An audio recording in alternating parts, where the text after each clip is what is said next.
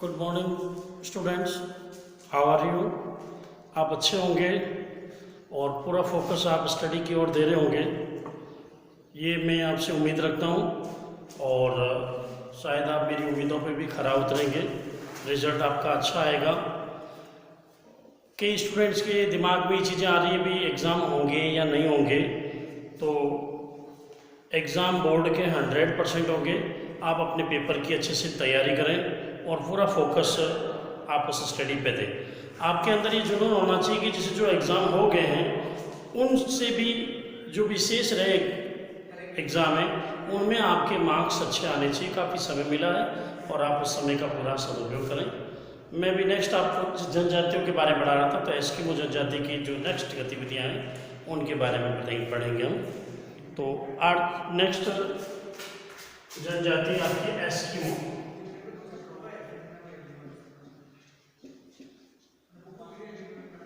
Eskimo के बारे में आपको बताया था कि एस्किमो का शाब्दिक अर्थ है कच्चा मांस खाने वाला। ठीक है, इसके निवासी क्षेत्र के बारे में बताया था। अब नेक्स्ट मैं आपको बता रहा हूँ इसके आर्थिक क्रियाकलाप। आर्थिक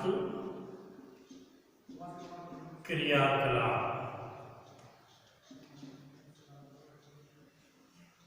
आर्थिक क्रियाकलाप में पहला बिंदु है आखेट।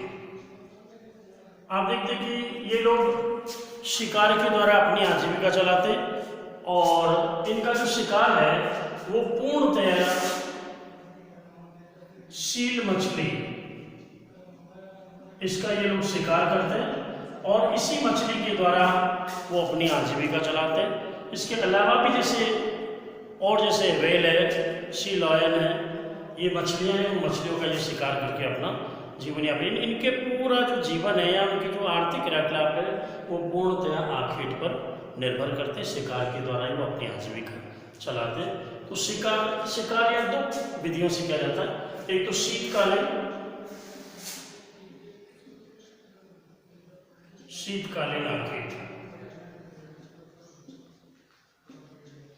आखेट और दूसरा है बसंतकालीन आखेट।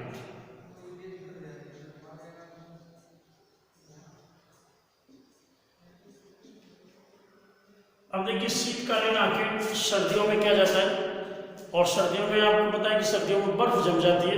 तो अब ये किस प्रकार शीतकालीन जैसे आखेट करते हैं, तो इसमें आखेट करने में ये लोग क्या करते हैं कि बर्फ में जैसे छिद्र कर देते हैं और छिद्र करके उसमें घास डालते हैं और जो ही जैसे मछली श्वास लेने के लिए बाहर की ओर आती है तब ये हार्पून नामक भाले से इसका शिकार कर देते हैं और इसको शिकार करने में थोड़ा समय लगता है, इसलिए इस विधि को कहते हैं माऊ पाक। तो शीतकालीन आखेट की पहली जैसे जो विधि है वो है माऊ पाक।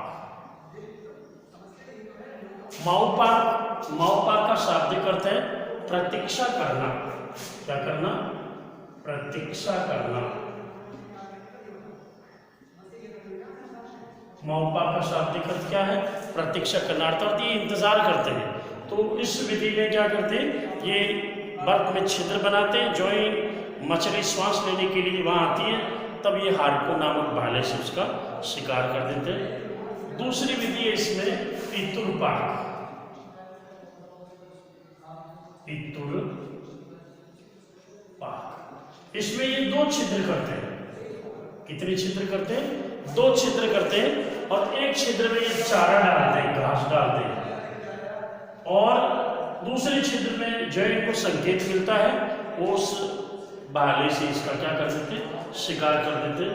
तो शीतकालीन आखेट की कितनी विधियां हैं? दो विधि है, एक माऊ पाक और दूसरा पितुर पाक। क्लियर हो गया? दूसरी जैसे बसंतकालीन आखेट, ये बसंत काल मार्च के महीने के बाद में जब हल्की सी गर्मी बढ़ने लगती है तब जल पिघल जाता है, तो तब ये लोग शिकार करते हैं। उस शिकार की विधि को कहते हैं उत्तोक। शिकार की विधि को क्या कहते हैं? उत्तोक कहते हैं। अब इसमें जल ये नाव का प्रयोग करते हैं और जब बसंत काल में मछली जैसे धूप सेकने के लिए यहाँ आती है, समुद्र के किनारे आती है, तब ये लोग इसका शिकार कर रहे थे। तो इस शिकार में कुत्ते की सहायता ली जाती है और नाव का भी प्रयोग किया जाता है। तो उत्तोलन जैसे जो शिकार की विधि है उसमें कुत्ते का प्रयोग और नाव का प्रयोग किया जाता है। तो बसंतकालीन आखेट की विधि को क्या कहते हैं? उत्तोलन कहते हैं। तो आर्थिक क्रियाकलाप दो प्रकार के हो गए, एक तो शीतकालीन आखेट और दूसरा बसंतकालीन आखेट। इसमें आखेट में आप देखते हैं कि जो सील मछली है उस सील मछली का ही सबसे ज़्यादा इस्तेमाल किया जाता है, यानी इनका जो मुख्य भोजन है वो आखेट करके अपनी आजीविका चलाना है। नेक्स्ट जैसे दूसरा जो बिंदु है वो है आपका भोजन। आखेट के बाद में सेकंड स्टेप भोजन है।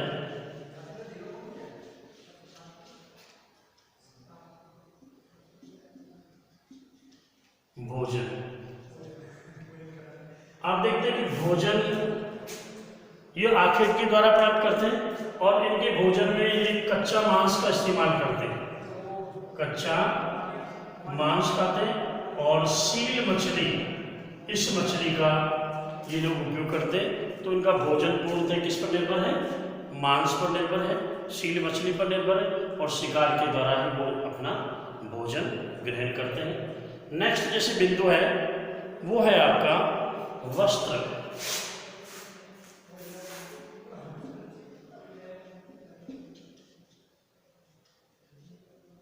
वस्त्र उसमें एस्किमो जो जनजाति है उनका जो वस्त्र है वो कैरिबो की खाल से बनाया जाता है।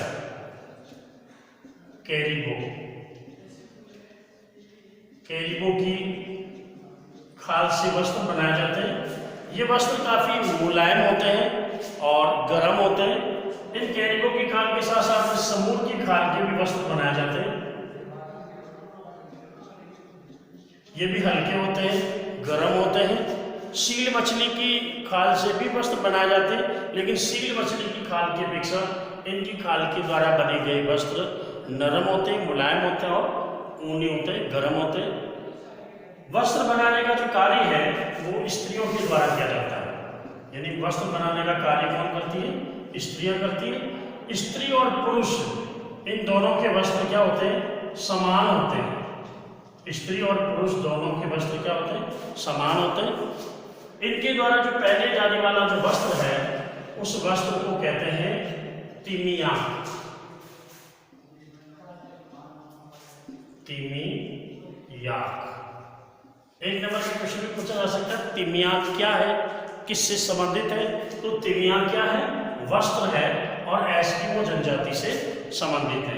तो तिमियाक ये एक जैसे लंबा चौगीनुमा एक वस्त्र है जो स्त्री और पुरुष दोनों ही इस्तेमाल करते हैं, उसको तिमियाक कहते हैं। और इसके ऊपर बाहेदार, जैसे हम स्वेटर पहनते हैं, जर्सी पहनते हैं, उस तरीके का जो वस्त्र पहनते हैं उस वस्त्र को कहते हैं अनोहाक। तो इनके वस्त्र क्लियर हो गए होंगे आपको कि ये लोग वस्त्र का इस्तेमाल करते हैं। स्त्री और पुरुष दोनों ही समान वस्त्र पहनते हैं। वस्त्र बनाने का कार्य स्त्रियां करती है। ये एक चौंगीनुमा वस्त्र होता है, उसको तिमियाक कहते हैं। और इसमें ऊपर जो स्वेटर नुमा जैसे जो वस्त्र पहना जाता है उसको क्या कहते हैं? अनोहाक कहते हैं। तो नेक्स्ट जैसे वस्त्र क्लियर हो गया, बनाने का काम स्त्रियां करती हैं। नेक्स्ट बिंदु है आपका निवास गृह।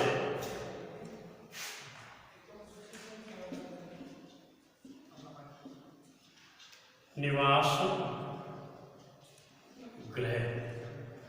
अब आप देखते हैं कि जो निवास गृह है उस निवास गृह में ये लोग अपने लिए आवास बनाते हैं। तो शीतकाल में जो आवास बनाते हैं, शीतकाल, इसमें आवास बनाते हैं, उसको इग्लू कहते हैं। क्या कहते हैं? इग्लू। ये बर्फ का बना हुआ होता है, इस तरीके से आवास होता है इनका। लेट कर ये लोग अंदर जाते हैं, 5 फुट गहरा जैसे अंदर होता है। इसके अंदर ये लोग सील मछली की चर्बी जलाते हैं प्रकाश करने के लिए, और सील मछली की खाल बिछा दी जाती है ताकि वो गर्म रहता है, इसके अंदर लेट के जाते हैं, लेट के बाहर निकलते हैं, तो उसको हम क्या कहते हैं, इग्लू कहते हैं शीतकालीन। इसके अलावा लकड़ी और हड्डी से भी मकान बनाया जाता है, लकड़ी और सील मछली की हड्डी से भी घर का निर्माण किया जाता है, उस घर को कर्मक कहते हैं। क्या कहते हैं, कर्मक कहते हैं। और इन कर्मक के अलावा ये लोग तंबू का भी इस्तेमाल करते हैं। किसका इस्तेमाल करते हैं, तंबू का। सील मछली की खाल से बनाया हुआ तंबू होता है, तो जहाँ ये जैसे आखेट करने के लिए निकलते, जहाँ रुकते हैं वहाँ इस तंबू का इस्तेमाल किया जाता है। तो एस्किमो जनजाति के लिए निवास गृह में इग्लू शीतकाल में बर्फ से बनाया हुआ मकान है, लकड़ी और हड्डियों से बने मकान को कर्मक कहते हैं, और इसके अलावा ये तंबू का भी इस्तेमाल किया जाता है। कई बार जैसे 1 नंबर का क्वेश्चन पूछा जा सकता है, इग्लू किसे कहते हैं, ये किस जनजाति से संबंधित है, तो इग्लू एस्किमो जनजाति के शीतकालीन आवास है, उसे इग्लू कहते हैं। बर्फ के बने मकान को इग्लू कहते हैं, और ये एस्किमो जनजाति से संबंधित है। दूसरा, कर्मक क्या है, मैंने आपको बताया था कर्मक और कार्मिक। कर्मक आवास है और कार्मिक जूते हैं। कार्मिक या मुखलुक्स, मुखलुक्स ये जूते हैं जो सील मछली की जो खाल है उस खाल से बनाए जाते हैं। तो कई बार इसमें से कर्मक और कार्मिक के बारे में पूछा जा सकता है, कर्मक और कार्मिक में क्या अंतर है। ठीक है, तो क्लियर हो गया आपका। निवास गृह शीतकाल में इग्लू का निर्माण करते हैं, लकड़ी और हड्डी से बने मकान होते हैं जो 4 से 5 फुट गहरे होते हैं, उनको कर्मक बोलते हैं। ग्रीष्म काल में ये लोग तंबू का भी इस्तेमाल करते हैं। तो ये तो होते आपके जो बिंदु निवास गृह।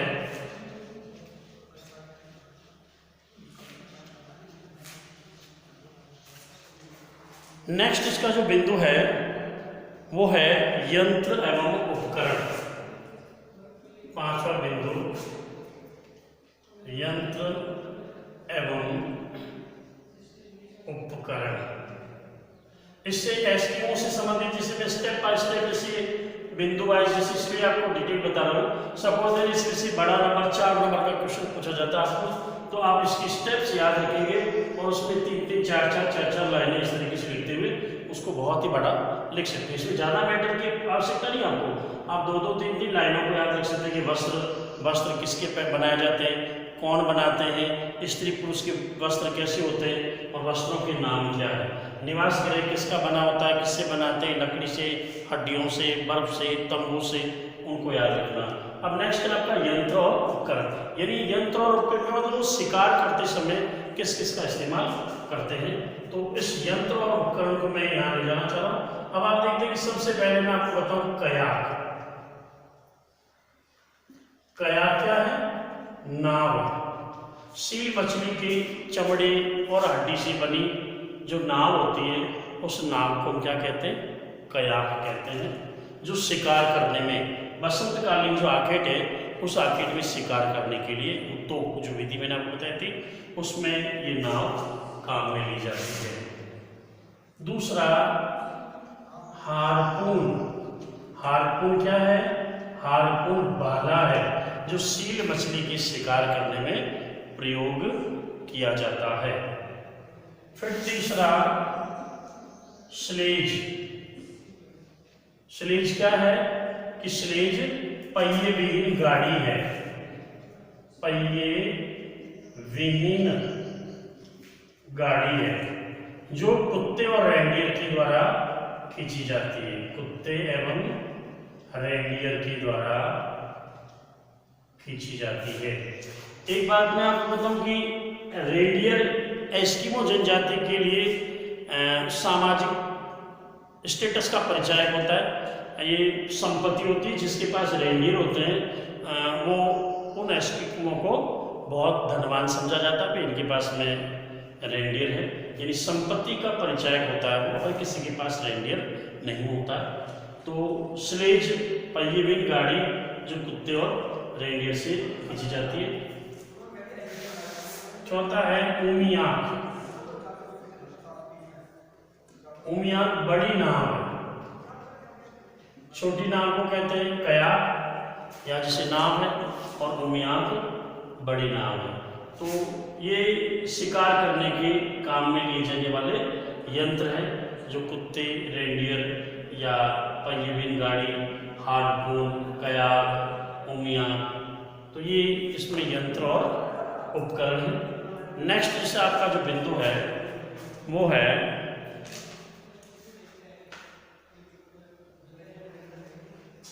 समाज एवं संस्कृति।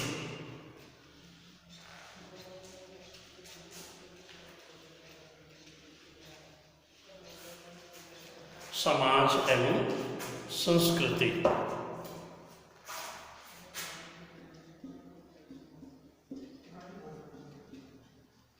समाज एवं संस्कृति। अब आप सीधा क्वेश्चन पूछा जा सकता है एस्किमो जनजाति की समाज और संस्कृति के बारे में लिखिए। तो समाज और संस्कृति आते ही आपके दिमाग में आना चाहिए कि ये लोग छोटे छोटे समूह में रहते हैं, छोटे छोटे समूह में निवास करते हैं। ठीक है। दूसरा, पितृवंशी परिवार होता है।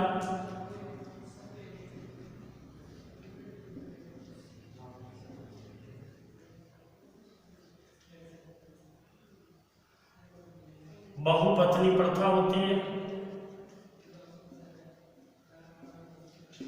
बहुपत्नी प्रथा होती है। जादू टोने में विश्वास करते हैं।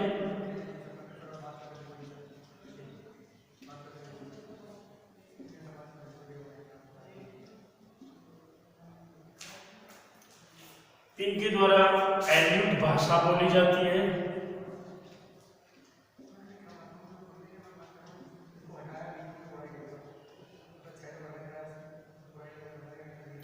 ये है इनकी समाज और संस्कृति।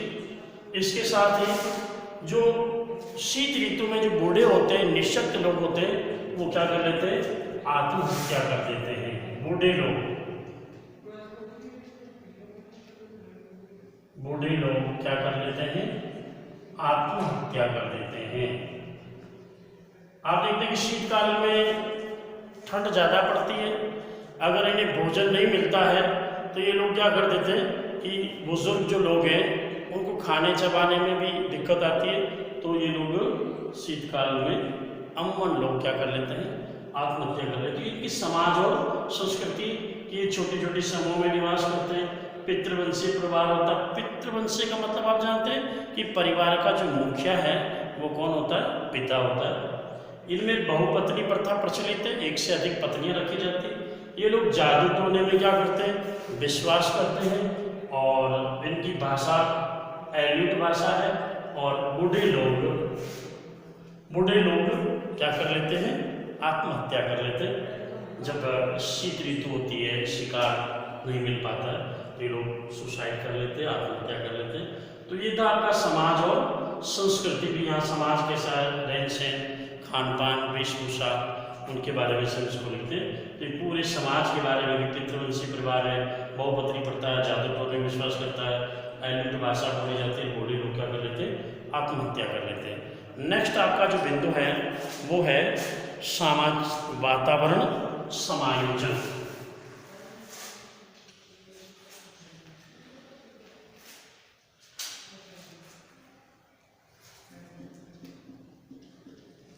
वातावरण समायोजन। अब आपको यहाँ ध्यान देना, बिल्कुल सिंपल सी बात है, आपको रटने के बजाय इसमें सोचना है कि ये वातावरण के साथ में समायोजन करते हैं। वातावरण के साथ में क्या कर रहे हैं, समायोजन कर रहे हैं। तो आप सीधा लिखेंगे, आप देखेंगे कठोर वातावरण में भी अपने आप को समायोजन कर लेते हैं। उसका पहला उदाहरण है कि ये इग्लू का निर्माण करते हैं। किसका निर्माण करते हैं, इग्लू, जो किससे बना होता है, बर्फ से बना होता है। पहला वातावरण समायोजन में आप देखेंगे कि ये लोग बर्फ से ही, जिस क्षेत्र में रहते हैं बर्फीला क्षेत्र है, उस बर्फ से ही ये लोग अपने लिए किसका निर्माण कर देते हैं, इग्लू का निर्माण कर लेते हैं। ठीक है। तो ये वातावरण समायोजन की सबसे पहली और प्रमुख प्राथमिकता है। इसके साथ ये लोग क्या करते हैं कि जैसे वालरस की जो हड्डियां हैं, वालरस जो मछली है इसकी हड्डियां हैं, इन हड्डियों से ये लोग क्या करते हैं, चश्मे का निर्माण करते हैं। जो धूप है उस धूप से आंखों पर जो रोशनी पड़ती है, उस रोशनी से अपनी आंखों को बचाने के लिए वालरस की हड्डियों से क्या बनाते हैं, चश्मा बनाते हैं। तो ये लोग क्या करते हैं, वातावरण के साथ में क्या कर रहे हैं, समायोजन करते हैं, अपने आप को उसके अनुसार ढालने का प्रयास करते हैं। नेक्स्ट जैसे आपका जो बिंदु है वो है आधुनिक संस्कृति से संपर्क।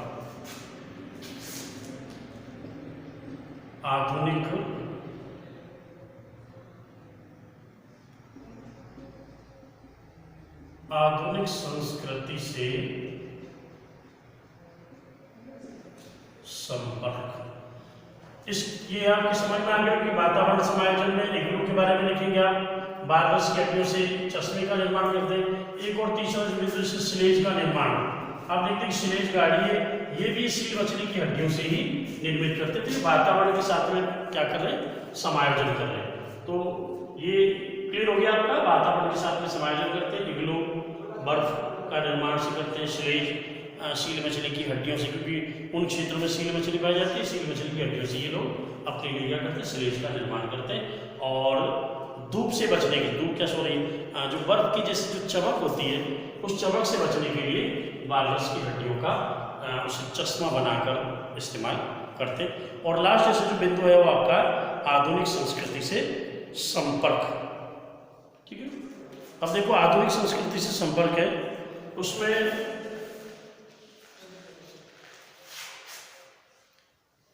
आधुनिक संस्कृति से संपर्क, आधुनिक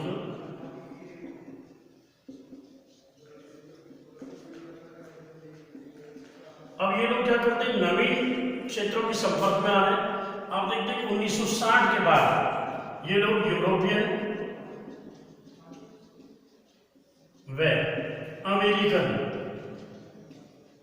इन लोगों के संपर्क में आ रहे हैं। वर्तमान में 1960 के बाद में ये लोग यूरोपियन और अमेरिकन लोगों के संपर्क में आ रहे हैं। तो व्यापार जैसी गतिविधियां बढ़ रही है और ये लोग जैसे इन अपने सामाजिक परिवेश से हटकर नई संस्कृति की ओर अग्रसर हो रहे हैं। जैसे मैंने बोला था कि समूह की जो खाल है, उस समूह की खाल को ये लोग क्या करते हैं, व्यापार करते हैं और व्यापार करके अपने लिए अन्य आवश्यकताओं की पूर्ति कर रहे हैं। ठीक है, और 21वीं शताब्दी में आप देखते हैं कि लगभग इनका जो परिवेश है वो नाममात्र रह जाएगा। कब? 21वीं सदी में। 21वीं सदी के अंतर्गत ये एस्किमो क्या है, नाममात्र रह जाएंगे या सिर्फ ऐसे लगेगा भी एस्किमो जनजाति होती थी। तो ये लगभग जैसे आधुनिक संस्कृति के संपर्क में आने से आप देखते हैं कि इनके रहन सहन में, खान पान में, वेशभूषा